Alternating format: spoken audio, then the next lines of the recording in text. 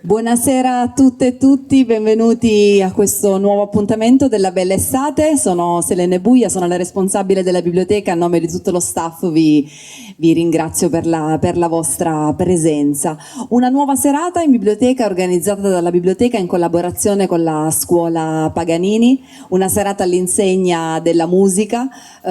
Ogni sera qui succedono cose belle. Ieri eravamo sempre circondati di musica, creatività, di arte, insieme a tantissimi giovani in occasione dell'evento Biblionote qualche giorno fa, e per ogni mercoledì fino a fine luglio la biblioteca, ma del quartiere Canazza, vive serate all'insegna del cinema. Insomma, ogni giorno le forme d'arte popolano e si diffondono in maniera diversa dal centro alle periferie, quindi continuate sempre a seguirci, seguiteci nelle nostre pagine social per essere sempre aggiornati, e se non avete ancora preso il programma della Bella Estate prendetelo, perché ce n'è veramente per tutti i gusti fino a fine, e per tutte le età fino a fine settembre. Ecco, io lascio subito la parola, prima di iniziare questa serata magica. Qui già l'atmosfera è bellissima, ma ora arriva l'imbrunire che è ancora più bello, quindi lascio la parola agli altri organizzatori della serata, quindi alla scuola Paganini, e ora la nostra neo assessora alla cultura Sara Borgio. Grazie Selene.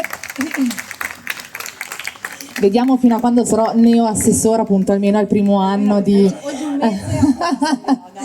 E io vi ringrazio per la partecipazione, è bello vedere le sedie tutte piene, vedere che a Legnano c'è voglia di partecipare e fare cultura insieme. È bello anche vedere che i luoghi della comunità, i luoghi che sono nostri, sono sempre vivi e partecipati tutto il giorno, quindi i ragazzi che studiano durante il giorno, fanno le diverse attività, e poi anche stasera in una veste magica e totalmente diversa.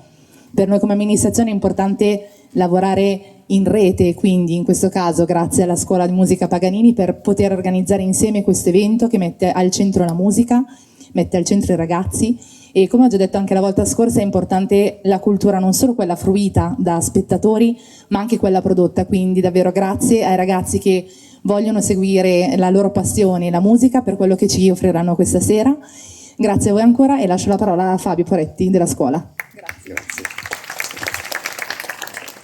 Io per il secondo venerdì consecutivo ringrazio nuovamente Selene per l'accoglienza, Sara perché insomma è un nuovo inizio, no? Nel senso, dopo 5 anni bellissimi, devo dire la verità, trascorsi con questa giunta, ovviamente cercheremo di fare ancora meglio, perché l'obiettivo è sempre quello di migliorarci. Questa è una serata dedicata principalmente alla chitarra, la chitarra classica, che suonerà come solista in gruppo, ma anche accompagnando anche altri strumenti.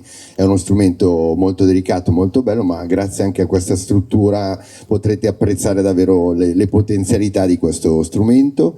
Vi auguro di trascorrere una bellissima serata e vi invito subito ad accogliere il maestro che insomma ha organizzato tutta questa serata, ha gestito le prove e tutto quanto, il maestro Pier Alberto Pizzolotto, qui sul palco, che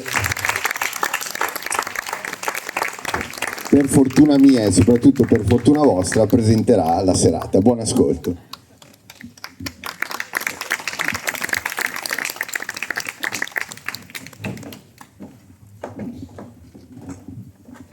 Grazie mille, buonasera a tutti, grazie per essere qui.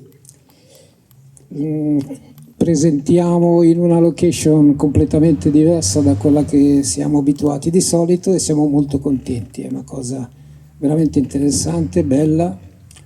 Fare musica all'aperto è tutto un altro mondo. La musica classica per noi chitarristi è sempre quella che si fa in un'aula, in una sala, in una chiuso, ecco.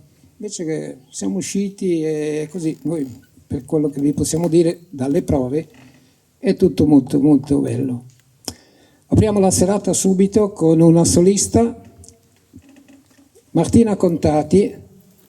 Ha appena partecipato a un concorso nazionale, arrivando al 3° posto. Martina Contati.